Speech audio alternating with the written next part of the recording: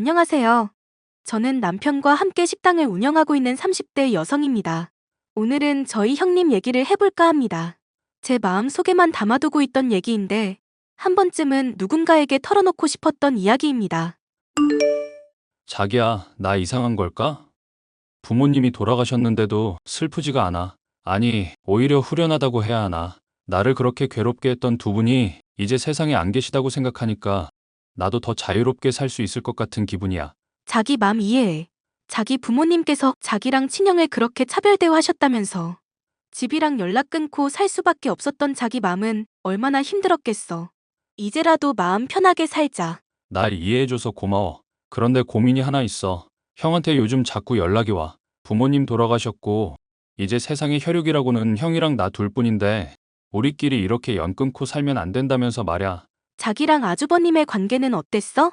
모르겠어. 사실 잘 기억이 안 나. 엄마랑 아버지는 언제나 형을 최고로 생각하면서 날 깎아내렸는데, 그때마다 형은 몰랐던 건지 무시했던 건지 아무 말도 하지 않았어. 형은 무심한 성격이거든. 아주버님이 정말 모르셨을까? 아주버님은 지금 뭐 하면서 살고 계셔? 형은 그렇게 공부 잘하더니 결국 변호사가 됐대. 결혼하고 우리 애랑 나이 비슷한 딸도 있고. 그럼 우리 승아한테 사촌 언니가 생기는 거네? 맞아. 승아한테는 친척들과의 교류도 중요할 수 있는데, 그동안 내가 너무 내 생각만 하면서 가족들과 연 끊고 살아온 건 아닌가 미안한 마음도 있었거든. 아주버님이랑 다시 연락할지 말지는 자기가 잘 생각해보고 결정해. 나랑 승아는 어느 쪽이든 당신 결정을 지지할 테니까. 남편은 오랜 고민 끝에 아주버님과의 관계를 이어나가기로 결심했습니다. 다만 저희가 하는 일에 대해서는 조금 얼버무렸습니다. 저희는 직장인들이 많은 오피스 상권에서 곰탕집을 운영하고 있는데 월 수입이 상당히 많은 편입니다. 남편은 친하지 않은 지인들에게는 이런 내용을 오픈하는 것을 항상 꺼려했고 아주버님에게도 아는 형님의 식당을 맡아서 관리하고 있다는 식으로 둘러댔던 것입니다.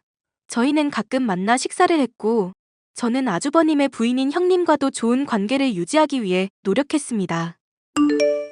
동서, 우리 그때 만났을 때 말야. 동서 입으로 그랬지? 계획하는 거 좋아하고 꼼꼼한 편이라고. 네, 그런 편인데 요즘은 워낙 바빠서 계획하려고 생각할 시간도 없어요. 동서가 뭐가 바빠? 집에서 노는 거 아니었어?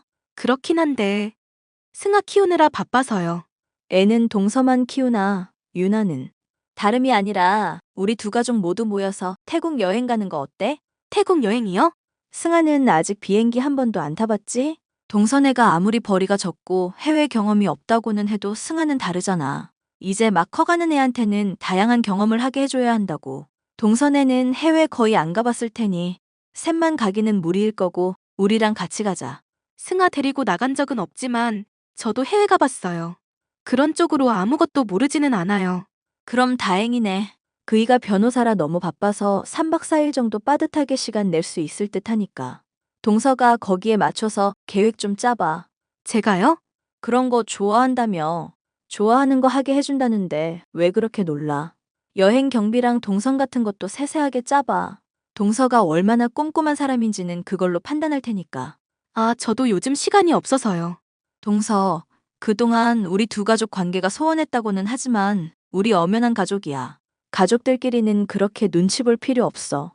동서가 내 앞에서 괜히 바쁜 사람인 척 할 때마다 내 맘이 안 좋아. 바쁜 척한 건 아니고 진짜 바빠서 그래요. 정말로 그럴 필요 없대도.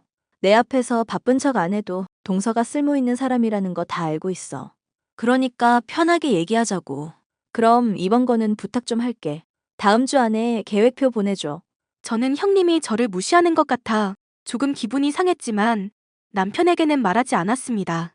곰곰이 생각해보다가 마침 승아가 비행기 타보고 싶다는 말을 하기도 해서 가족 여행을 핑계 삼아 가게 일을 잠시 쉬고 태국에 다녀오는 것도 나쁘지는 않겠다는 생각이 들었습니다. 저는 정성스럽게 가족여행 계획표를 작성해서 형님께 보내드렸고 형님은 그걸 보고서는 너무 좋아하시더니 그 이후로 깜깜무소식이었습니다. 형님, 저희 이제 슬슬 비행기표 사야 하지 않을까요?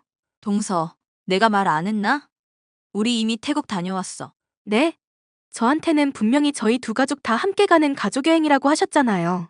그때는 그랬는데 동서가 고른 숙소가 너무 허접해서 말야. 최상급 호텔로 예약해서 우리끼리 다녀왔어. 동서한테 말하면 부담될까봐 미리 말 못한 거니까 이해해. 우리는 그 정도 호텔 숙박할 재력이 되지만 동선에는 안 될 게 뻔한데 어떻게 말하겠어. 그럼 제가 드린 계획표는 그대로 사용하셨고요? 당연하지. 계획표 잘 짰더라. 동서 그렇게 안 봤는데 의외로 꼼꼼한 면이 있어서 내가 덕을 좀 봤네. 혹시나 해서 물어보는 건데 이번 일로 삐진 건 아니지? 삐지고 말고 할 그런 문제가 아니라요. 너무 당황스럽고 놀랍네요. 가족끼리 왜 그래? 이럴 때 돕고 지내는 게 가족이지. 우리 다음 휴가 때는 하와이 다녀올 건데 그때도 동서가 계획표 짜주라. 그때는 동선에 가족한테 같이 가자고 안 할 테니까 호텔은 최고급으로 꼭 넣어줘. 알았지?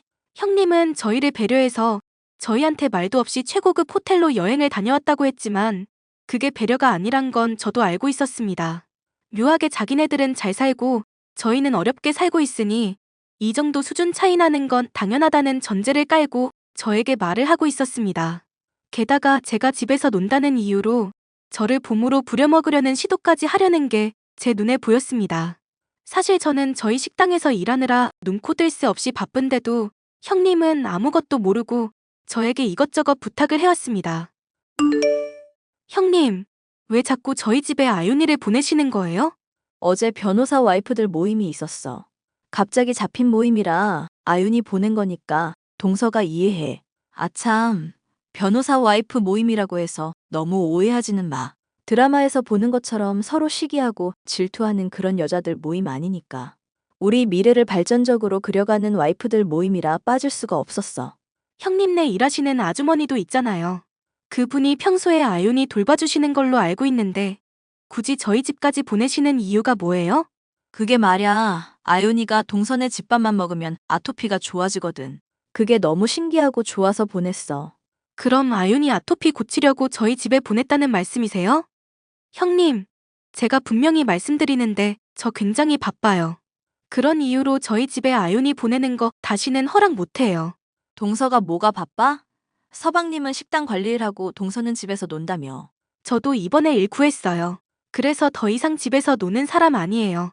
누가 보면 나가서 돈 1,000만 원씩 버는 줄 알겠네. 도대체 동서가 나가서 무슨 일을 하는데? 나도 좀 드러나 보자. 그게 아무튼 지금 말씀드릴 수는 없지만 다시는 저한테 그런 일로 아윤이 보내거나 갑작스럽게 아이 봐달라는 부탁하지 마세요. 알겠어. 앞으로 아윤이 보내는 일은 하지 않을게. 그럼 동서가 3일에 한 번씩 우리 집으로 반찬 배달 좀 해주라. 네? 내가 변호사 남편 내조 하느라 사실 요리 배울 시간이 없었어. 아윤이가 그러는데 동서 음식 솜씨가 굉장하다던데? 동선에 찾아가는 건 하지 말라니까 안 할게. 그 대신 반찬만 보내줘. 제가 형님네 식모도 아니고 어떻게 3일에 한 번씩 반찬을 보내드려요. 형님 돈 많으시다면서요. 인터넷에서 주문해서 사드세요. 사 먹는 건 그런 맛이 안 난다고. 아윤이가 동선에 음식만 찾는 걸 그럼 나보고 어떡하란 거야. 게다가 아토피도 좋아졌고 말야.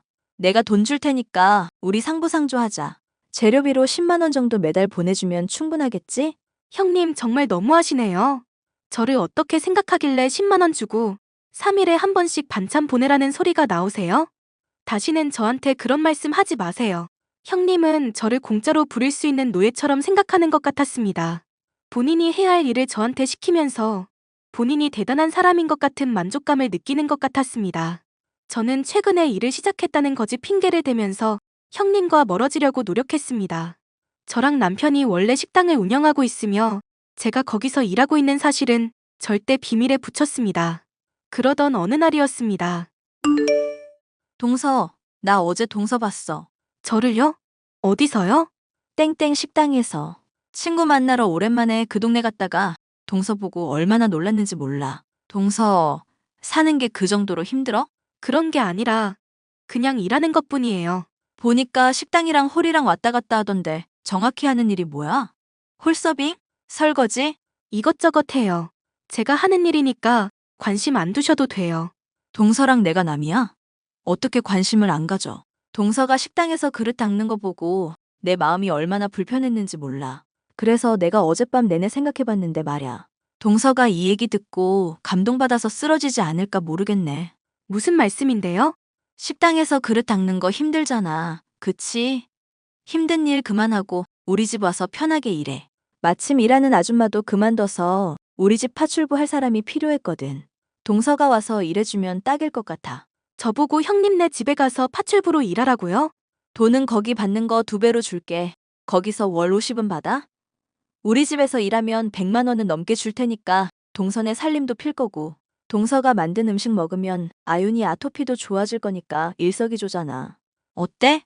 감동이지? 형님, 여기서 받는 돈의 2배 주신다고 하셨어요? 그래. 내가 참 착해서 탈이야. 가족이라는 이유로 동서한테 이렇게 퍼주게 된다니까. 감사해요, 형님. 제 월급은 5천만 원으로 알고 있을게요. 말 나온 김에 계약서도 쓸까요? 5천만 원? 농담이 과하네, 동서. 동서가 거기서 그릇 닦는 일 하면서 2,500만 원이라도 받는다는 거야? 말이 되는 소리를 해야지. 월급은 아니고요. 제가 사장이거든요. 월 수입 그 정도 되는데 2배 주신다니까 5천만 원 받아야죠. 동서가 거기 사장이라고? 거기 그 근방에서 제일 장사 잘 되는 집이라고 그랬는데? 네, 맞아요. 남편이랑 저랑 그 식당 운영하고 있어요. 형님한테는 제대로 말씀 못 드리고 얼버무렸는데 이제서야 제대로 말씀드리게 됐네요. 어머, 그게 사실이야? 동선의 수입이 월 2,500만 원? 집도 작고 승아 입고 다니는 옷도 죄다 시장 옷이어서 거지처럼 사는 줄 알았더니. 저는 형님이랑 다르게 돈 자랑도 안 하고 검소하게 사는 편이어서요. 형님은 사람보다 돈이 더 귀하다고 생각하시죠? 제가 돈 없어 보인다고 저를 그렇게 무시하셨잖아요. 형님네 파출부로 일하라니 해도 너무하지 않으세요? 동서, 그건 말야. 동서가 짠해 보여서 그런 거지. 정말 짠해 보여서 그랬던 거면 그런 식이 아니라 다르게 도와주셨겠죠. 매번 사사건건 형님네가 저희보다 잘 산다고 말하면서 저 깔아뭉개던 거 있지 않았어요. 무슨 말을 그렇게 해. 우리 가족이잖아. 아무리 가족이어도 다들 얼굴 보고 하하호 하면서 사는 거 아니더라고요. 남보다 못한 가족들이 너무 많아서 말이죠. 저는 여기까지 할게요. 더 이상 형님이랑 연락할 자신이 없네요. 저는 그동안 있었던 일을 전부 남편에게 말했습니다. 남편은 노발대발하면서 형님네로 찾아가 불같이 화를 냈고 그날 저희와 형님 가족의 인연은 끝났습니다. 나중에 저희 딸인 승아에게 물어보니 형님네 아이랑 있는 게 싫고 불편했다고 하더라고요. 말끝마다 옷 브랜드로 승아를 무시해서 어린 마음에도 적잖이 상처가 있었던 모양입니다. 그렇게 저희는 형님네와 인연을 끊고 잘 살고 있었습니다. 자기야, 형 말야, 이혼했대. 이혼이라니? 형님이 성격이 이상하긴 했어도 아주버님이랑은 잘 살고 있었잖아. 형수님이 잘난 척하는 걸 워낙 좋아했잖아. 항상 자기보다 잘 사는 사람들이랑 어울리는 걸 좋아했고, 그러더니 기어이 사고를 쳤나 봐. 형의 상사한테도 꼬리를 쳐서 직장이 한바탕 뒤집어지고 결국 이혼했대. 변호사 와이프라고 그렇게 자랑을 해대더니 결국 집가 판 무덤에 들어간 거네. 더 잘 나가는 변호사 꼬셔서 갈아타려다가 아주버님이랑 이혼하게 된 거니까. 양육권도 형이 다 가져왔고, 형수님은 맨몸으로 친정 가서 지내나 보더라고. 내가 누구 인생을 판단할 처지는 아니지만 그 인생도 참 짠하다. 형님은 그렇게 아주버님과 이혼하고 시골로 내려갔다고 들었습니다. 저희가 북같이 화냈을 때 형님이 정신을 차렸다면 그녀의 인생은 달라졌을까요? 지금도 남편이랑 둘이 술 한잔 할 때마다 형님 얘기를 가끔 합니다. 어디서 뭘 하고 지내는지는 몰라도 부디 잘 지내고 있기를 바라고 있습니다.